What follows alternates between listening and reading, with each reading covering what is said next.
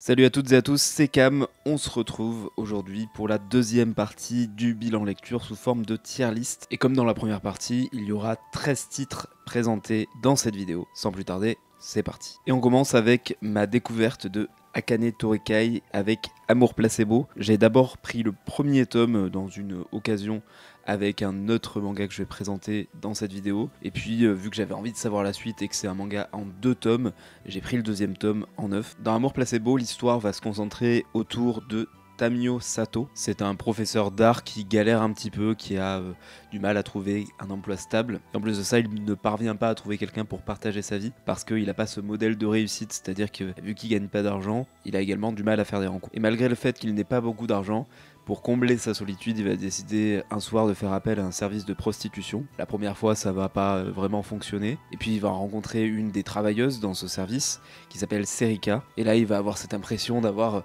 enfin trouvé la personne qui peut partager sa vie, puisque Serika a l'air en plus réceptive puisqu'elle demande à le voir en dehors des prestations qui sont payées. Et on va voir où tout ça va nous amener pour notre personnage principal. Au niveau de mon avis, j'ai bien aimé ma lecture du tome 1 et c'est pour ça que j'ai pris le tome 2 d'ailleurs. J'ai été plutôt convaincu déjà par le dessin d'Akane Torikai, mais aussi cette manière de représenter ce personnage masculin en détresse dans une société japonaise où le niveau de vie est très important pour pouvoir trouver quelqu'un pour partager sa vie, ce qui crée très souvent ce complexe, surtout chez les hommes au Japon. J'ai ensuite lu le deuxième tome, et je dois dire que j'ai bien aimé le diptyque dans son ensemble, mais je suis assez déçu par la fin puisque j'ai l'impression qu'elle ne transmet pas de message fort. On ressort avec un sentiment d'inachevé, peut-être le fait que ce soit en 2 tomes et qu'on a l'impression que ça a été assez rushé sur la fin, alors que le thème avait vraiment beaucoup de potentiel. Donc voilà, une petite déception, mais en même temps, globalement, j'ai bien apprécié l'œuvre et j'ai bien apprécié le travail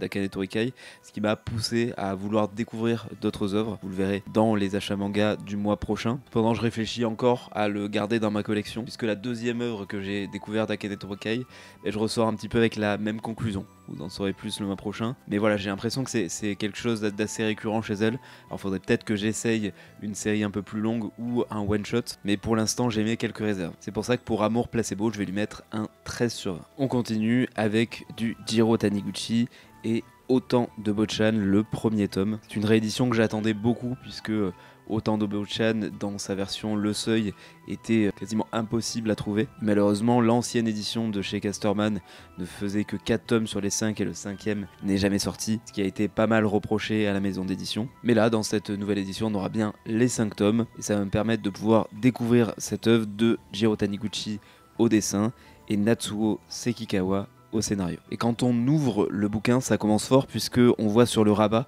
une citation de Jiro Taniguchi qui dit « Aucune œuvre ne m'a aussi profondément touché qu'Autant de Bochan ». Donc on voit déjà l'importance qu'a cette œuvre dans sa bibliographie et dans sa carrière, tout simplement. Dans Autant de Bochan, on va être au début du XXe siècle et on va raconter l'histoire vraie de l'écrivain Natsume Soseki qui va décider d'écrire un livre qui s'appelle Bochan. Et ce qu'il ne sait pas, c'est que cette œuvre, Bochan, fera de lui l'un des auteurs japonais les plus reconnus au Japon. Et ce qu'il est intéressant de voir aussi dans le Autant de Bochan, c'est que le XXe siècle, c'est aussi l'ouverture du Japon sur l'Occident. Et donc on va suivre en même temps l'histoire de cet écrivain, mais aussi la société japonaise qui va changer, qui va subir vraiment une mutation assez brutale. C'est assez difficile de donner un avis sur Autant de Bochan avec ce premier tome. Déjà, on peut pas dire que c'est un manga facile à lire parce qu'il y a énormément de références, des références littéraires principalement, puisque en plus de l'écrivain de Bochan, on a affaire à toutes sortes d'écrivains importants dans l'histoire littéraire japonaise qui multiplient les références aussi littéraires. Mais par contre, on ressent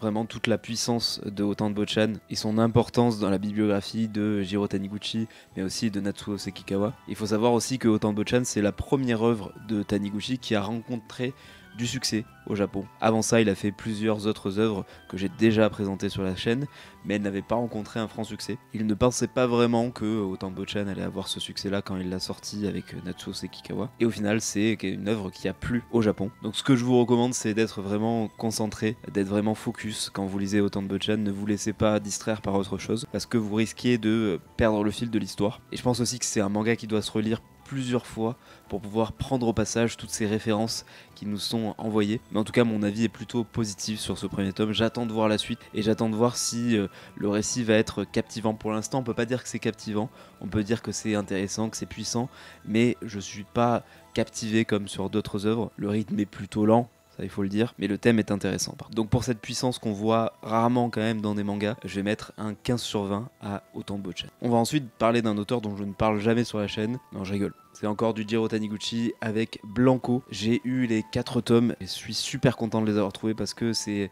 le manga que je cherchais vraiment, qui est assez rare, dont la réédition n'est pas encore prévue. Elle va sûrement être faite l'année prochaine ou dans les années à venir. Mais les 4 tomes sont vraiment difficiles à trouver. Et c'est Thibaut sur Instagram qui m'a envoyé cette annonce sur un site que je connaissais pas en plus. Je les ai pris direct, c'était à 50 balles pour les 4 tomes. J'ai sauté dessus. Blanco, ça va nous raconter l'histoire d'un chien qui a été génétiquement modifié par le gouvernement pour devenir une vraie machine à tuer. Sauf qu'il va faire énormément de dégâts et le gouvernement va essayer d'étouffer l'affaire en tuant Blanco. Sauf que Blanco, c'est une machine à tuer et donc il va pas se laisser faire du tout. Donc il va se créer une vraie course-poursuite entre les militaires et Blanco, qui va passer sa vie à essayer d'échapper au gouvernement. Donc déjà, ce qu'on voit avec la bibliographie de Jiro Taniguchi, c'est qu'il aime beaucoup les loups. On en voit notamment dans les contrées sauvages, on en voit dans Seton, il y a un tome qui est consacré à un loup. Et je trouve qu'il fait vraiment honneur à cet animal au niveau du dessin. Alors il dessine hyper bien tous les animaux, mais on sent son appétence quand même pour les loups. Au niveau des combats, j'ai beaucoup aimé Blanco. Je trouve que c'est des vraies chorégraphies que Jiro Taniguchi va créer et c'est d'ailleurs ces scènes de combat que je préfère dans Blanco. Malheureusement elles sont un peu moins présentes que des scènes très politiques qui vont venir ralentir le rythme, apporter beaucoup de longueur et dont je suis beaucoup moins fan honnêtement, qui viennent un petit peu entacher l'œuvre. Donc je dirais que je suis assez mitigé quand même, puisque j'ai trouvé ça excellent dans les scènes sur les loups, sur les paysages, c'est magnifique, mais par contre dans les scènes où on se concentre plus sur les politiciens, les militaires, je trouvais ça soporifique et j'avais du mal à tourner les pages. J'avais qu'une hâte, c'est de retrouver les loups justement, mais ça reste quand même une bonne œuvre et surtout une œuvre majeure de la bibliographie de Jiro Taniguchi. C'est pour ça que je vais mettre un 14 sur 20 à Blanco. Le tome 14 de Dandadan. Bon, vous connaissez mon amour pour Dandadan, je vais pas m'étaler très longtemps, mais encore un excellent tome. On découvre à la fin du tome un nouveau personnage qui a l'air hyper stylé. Il y a encore des doubles planches d'un niveau astronomique, c'est magnifique. C'est toujours aussi bien rythmé, toujours aussi beau, toujours aussi bien construit dans la relation entre les deux personnages principaux. Donc les tomes s'enchaînent et l'excellence reste, qui fait que Dandadan, le tome 14, je vais lui donner un 19 sur 20. Une lecture numérique que j'ai fait sur Manga.io, c'est City Hunter. J'ai pu lire les 5 premiers tomes de l'édition d'avant. Donc c'est pas les gros tomes, c'est les tomes un petit peu plus fins, me semble-t-il. Et toutes les semaines, Manga.io sort un nouveau tome de City Hunter. Donc c'est l'occasion parfaite de découvrir la série. J'avais pas forcément envie de la faire en physique, puisque je sais pas si je vais me lasser à la longue. Mais en tout cas, sur ces 5 premiers tomes, j'ai adoré City Hunter. Je comprends maintenant beaucoup mieux l'engouement qu'il y a autour de cette série. Dédicace à Sélection Manga qui en parle quand même assez souvent. Et je trouve que l'humour marche très bien. Le personnage de Ryo Saiba, il est excellent. Ce format avec une enquête tous les tomes ou tous les 2 tomes est très bon. C'est-à-dire que on n'a pas ces chapitres épisodiques qui pourraient casser un petit peu le rythme de City Hunter. Là, on a vraiment des histoires assez costauds qui vont mêler humour, mais aussi un petit peu de sérieux, puisque les histoires dans lesquelles va être engagé Ryo Saiba sont des histoires très sérieuses, puisqu'il y a du meurtre, il y a des gangs, il y a plein de choses assez dangereuses. Mais on va voir à quel point il arrive à s'en sortir à chaque fois, mais à quel point aussi cette manie de vouloir séduire tout ce qui bouge va parfois le mettre en difficulté. Donc je vous recommande vraiment de lire City Hunter. Si vous voulez pas le faire en physique comme moi, il y a cette option sur manga.io, coûte à peu près 7 € par mois, et où vous avez tout ce catalogue, dont City Hunter et dont d'autres œuvres qui vont être mises du même auteur, donc de Tsukasa Ojo. En tout cas, je vais suivre la série jusqu'à la fin sans problème, et je vais lui mettre un 17 sur 20. Et la dernière œuvre de Maruo pour compléter mon full set, c'est Gichi Gichi-kun. C'est un manga épisodique de Suihiro Maruo qui va se concentrer justement sur ce personnage de Gichi Gichi, qui est un garçon au premier abord assez timide, mais qui a des pouvoirs magiques et va s'en servir. C'est une œuvre très surprenante dans la bibliographie de Maruo, on n'a pas l'habitude de le voir sur ce registre. C'est l'une des œuvres déjà les moins trash de sa bibliographie, et j'ai trouvé le tout assez particulier. On va pas dire que c'était excellent, mais c'était quand même sympa à lire, et c'était sympa de voir Maruo sur un autre registre. Au niveau du dessin, c'est moins impressionnant que le reste de ses œuvres, puisqu'on va être plus sur un dessin un peu plus simpliste. Vous avez vu à la tête du personnage que le manga va se tourner autour de lui, donc tout va être assez simple. C'est pas un indispensable, mais ça se laisse bien lire. Donc je vais lui mettre un 14 sur 20. On continue rapidement avec le tome 9 de Holy Land de Kujimori. Donc c'est une série sur laquelle j'étais assez mitigé, ça avait bien commencé et sur les derniers tomes j'ai trouvé ça de moins en moins bon. Donc le tome 9 était assez décisif sur ma décision de continuer ou pas la série, et au final le tome 9 était bien meilleur que les tomes précédents. J'ai trouvé le personnage de Yu beaucoup moins insupportable que dans les derniers tomes, et même l'intrigue je l'ai trouvé plus intéressante, fait que je vais continuer la série. J'espère que ça va pas retomber dans ses travers et que ça va rester sur ce niveau-là. Mais en tout cas, c'est un bon tome qui mérite un 15 sur 20. Après quasiment un an d'attente, le retour de l'Atelier des Sorciers avec cette édition collector du tome 13. Bon, le rythme de publication fait forcément qu'on perd un petit peu le fil, mais c'est tellement magnifique au niveau du dessin. L'autrice Kamome Shirahama prend des risques énormes, je trouve, sur les planches, et c'est payant puisque à chaque fois je trouve que ça sort de l'ordinaire et ça rend quelque chose d'absolument magnifique. On comprend en voyant le détail du dessin pourquoi ça met autant de temps à sortir, et en fait le simple fait de me replonger dans cet univers, dans les planches de l'autrice, ça suffit à me combler, même si j'ai perdu un petit peu le fil de l'histoire. Donc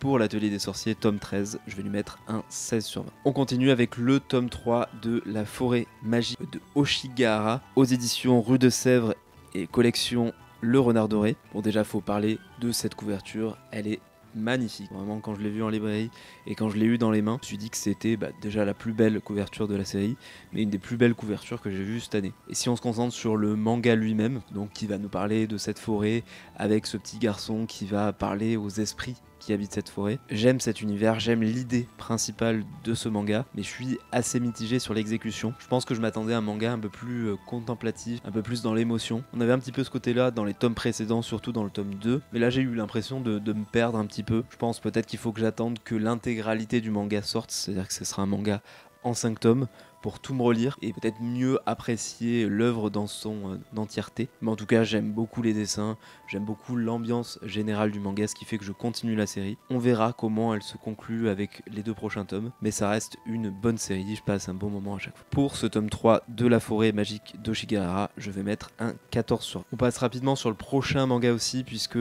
c'est du Shintaro Kago avec Les 12 sœurs du Château sans fin. Je censure un petit peu avec mes mains parce que rien que la couverture je peux pas trop la diffuser, mais on est sur la même ambiance que La Princesse du Château sans fin que j'avais pas du tout aimé. J'ai nettement préféré celui-ci, mais c'est pas incroyable non plus. Là on va être sur 12 sœurs descendantes de la famille royale qui vivent dans le fameux Château sans fin, qui vont devoir se sacrifier l'une après l'autre auprès d'autres familles royales pour éviter que ces autres familles royales viennent attaquer leur partie du château. C'était mieux, mais toujours pas incroyable, et toujours les œuvres de Shintaro Kago que j'aime le moins dans sa bibliographie de ce que j'ai lu pour l'instant. Donc ça complète mon full set Shintaro Kago aussi. En attendant la sortie de nouvelles œuvres, notamment chez Uber, j'ai fait une précommande des œuvres qui vont sortir. Il y avait une campagne sur Ulule pour Dommage Cérébral, donc j'en ai profité pour commander Dommage Cérébral, mais aussi prendre les artbooks de Kago pour découvrir toute son œuvre. Donc pour Les 12 sœurs du Château sans fin, je vais lui mettre un 12 sur 20, sachant que j'avais mis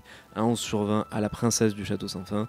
J'ai nettement préféré celui-ci. Comme pour Holy Land, j'attendais le tome 2 de Magic Nail Art pour savoir si je continuais la série ou pas. Et honnêtement, j'avais assez peu d'espoir sur le fait que ce tome 2 me plaise, vu que j'ai été très mitigé sur le tome 1. Et au final, j'ai bien aimé. Je demande bien sûr à voir si le rythme se maintient sur les prochains tomes, mais vu que je m'habitue un petit peu plus à l'univers, je suis un peu plus convaincu. Pour rappel, l'histoire, c'est une jeune fille qui va être transportée dans un monde où la manucure va donner des super pouvoirs, c'est-à-dire que si on se met un vernis d'une couleur spécifique avec des éléments spécifiques, ça va envoyer du feu ou ça va créer d'autres choses. Et donc Sarah, notre héroïne qui s'appelle Sahara dans la réalité, mais Sarah dans cet autre monde, elle va perfectionner cet art de la manicure, donc le Magic Nail Art. L'édition est vraiment très belle, avec quelques pages couleurs qui viennent parsemer le tome et qui sont très importantes, puisque pour voir la couleur des ongles, c'est quand même bien d'avoir de la couleur. Et je suis assez curieux de voir la suite, donc à voir ce que ça va donner. Je mets quand même un 15 sur 20 à ce deuxième tome, puisque il est bien meilleur que le premier. Avant-dernier manga de cette tier list, Magicien A chez IMHO. C'est un manga que j'attendais beaucoup et je suis pas déçu. Le dessin est assez simple mais efficace et ça se lit relativement vite puisqu'il y a assez peu de texte. On va être sur 6 histoires qui vont mettre chacune en avant un personnage féminin qui va vouloir aborder sa sexualité d'une nouvelle manière. Ça va être souvent des sujets tabous, Mais ce qui est bien dans Magicien A, c'est que le thème de la sexualité n'est pas une excuse pour mettre du sexe partout dans le manga. Ce qui va être beaucoup plus intéressant, ça va être l'introspection de ces personnages féminins qui vont découvrir une autre partie d'elles-mêmes, qui vont grâce à ça pouvoir s'affirmer beaucoup plus en société. Pour un recueil d'histoires courtes, j'ai trouvé l'ensemble très qualitatif, c'est-à-dire que j'ai aimé les 6 histoires, un petit peu moins peut-être la dernière, et via le sujet de la sexualité, elles vont permettre d'aborder des thèmes très importants, donc l'identité, l'affirmation de soi, la confiance en soi aussi, mais aussi la perception de l'autre. Une très belle découverte que je vous conseille pour public averti bien sûr, mais encore une fois une bonne pioche de la part de IMH. Je vais donc donner un 17 sur 20 à Magicien. On finit avec une série qui, sur ses derniers tomes, ne me déçoit jamais, c'est Manchuria Opium Squad et son tome 14, toujours autour de Isamu, donc ce jeune homme qui s'est lancé dans la fabrication d'opium avec son groupe qui vont agrandir leur réseau à Shanghai. C'est vraiment captivant et au niveau du dessin, je trouve que ça s'améliore aussi de tome en tome. Je trouve que l'auteur a totalement maîtrisé son dessin. On retrouve cette ambiance très sombre, très sale. Je suis parfaitement conquis par cette série qui offre une régularité folle aussi depuis pas mal de tomes. C'est pour ça que je vais lui mettre un 18 sur 20. Et c'est la fin de cette vidéo. Merci à toutes et à tous de m'avoir suivi.